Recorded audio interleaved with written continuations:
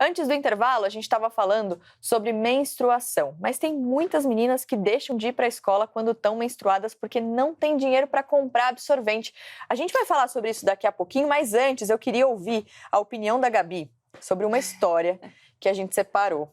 A história que veio lá da Alemanha. Por quê? A Gabi sempre fala aqui sobre como muitas decisões ali em vários momentos da história são tomadas por homens, decisões relacionadas à vida das mulheres. Agora, presta atenção nesse exemplo para você entender como isso muitas vezes pode não dar muito certo. Isso aconteceu lá na Alemanha, como eu disse. 2 homens criaram um produto para resolver o que eles consideravam um problema super sério. Eles criaram essa luva de plástico cor-de-rosa para tirar o absorvente e evitar que as mulheres toquem no sangue da menstruação. Aí, depois de usada, a luva vira um saquinho para descartar ali o absorvente. Eles emplacaram essa ideia num programa de TV, conseguiram um investimento de R$180 mil de um empresário. Na página do produto, eles defenderam que era uma solução contra o mau cheiro e a vergonha que nós mulheres sentimos de jogar o absorvente no lixo, porque eles super sabem muito. As luvas, claro, geraram uma indignação absurda nas redes sociais e aí eles receberam várias críticas. E a gente sempre fala aqui, né?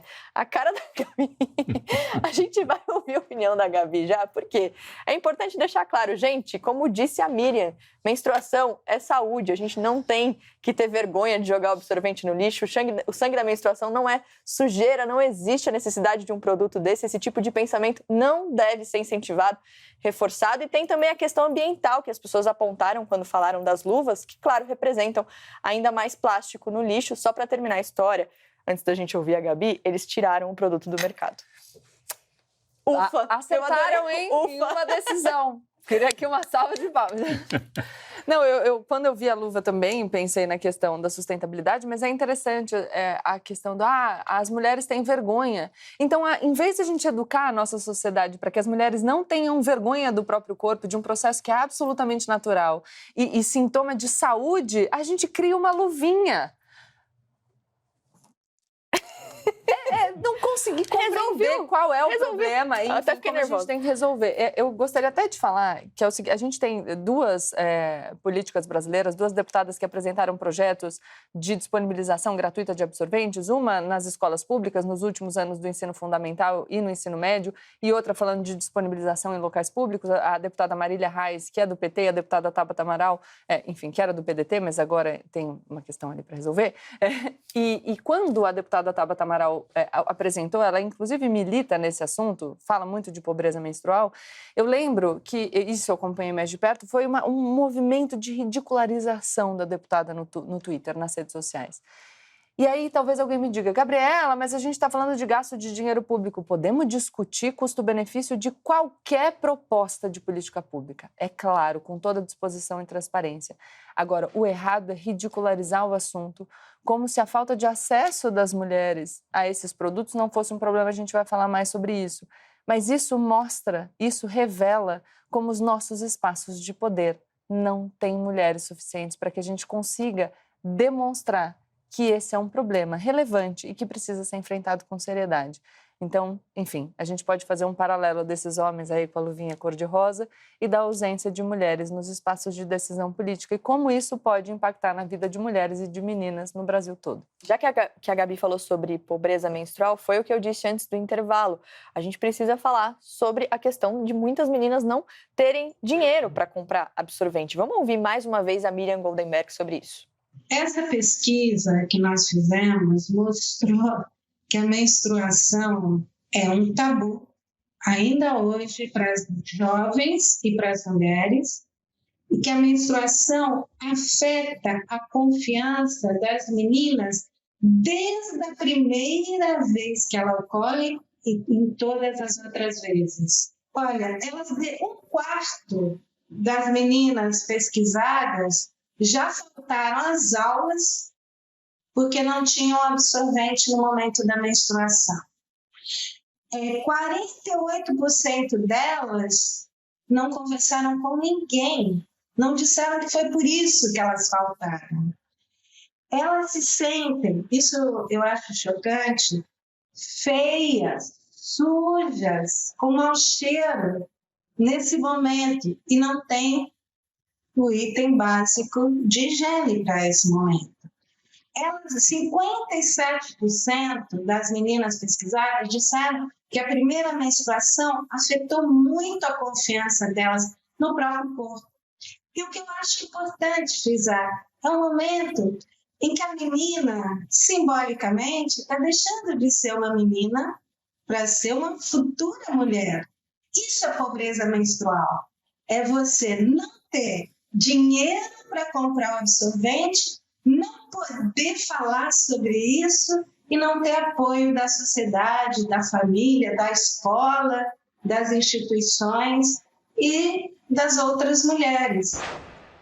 Eu lembro da surpresa que eu tive como historiador ao ler História do Corpo e perceber que muitas vezes a menstruação não estava no debate no século XVI e XVII, porque, em primeiro lugar, poucas mulheres menstruavam. A partir da primeira menstruação havia casamento. A partir daí, uma série de gravidezes, eu adoro usar esse plural uma série de gravidezes que iam até a menopausa. Lembrando, por exemplo, o Johann Sebastian Bach, no século XVIII, teve 20 filhos. Significa que houve 2 mulheres, no caso dele, grávidas quase que a vida inteira. A Bíblia tem capítulos inteiros sobre secreções femininas no Levítico, e tudo isso feito a partir de uma ótica masculina, que é aquela que vai considerar esse problema secundário.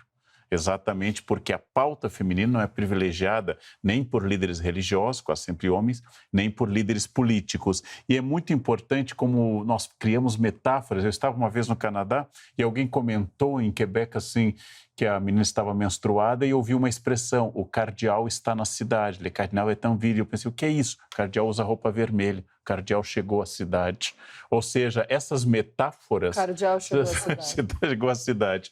O que eu queria dizer de um ponto de vista externo, nesse caso, só para observação, eu tenho que educar uma menina para dizer que o corpo é dela, que a menstruação é um sinal de que tudo está funcionando e que ela vai fazer o que ela quiser.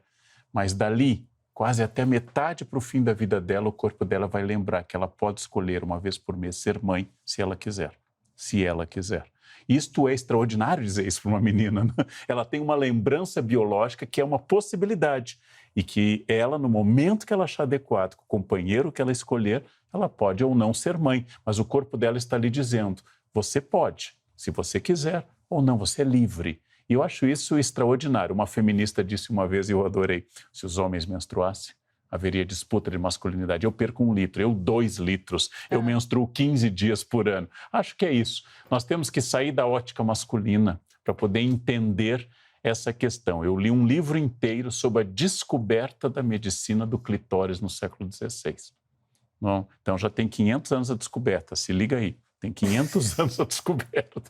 Essas questões são questões muito importantes para a gente pensar como o masculino entra até na ciência, como ele entra na moral e como ele entra na política, para ridicularizar a posição de 2 deputadas que estão preocupadas com um fenômeno que afeta mais da metade da população brasileira, que é de mulheres. E que não importa só para as mulheres. Eu gosto de ampliar o debate, porque como eu sei que a gente incorpora muito essa lógica, enfim, misógina, que vigora na nossa sociedade, às vezes as pessoas pensam, mas você está querendo um privilégio para as mulheres. Não é isso. Uma menina que usa um miolo de pão ou uma folha de jornal como alternativa porque não tem acesso ao absorvente descartável é um problema de saúde pública.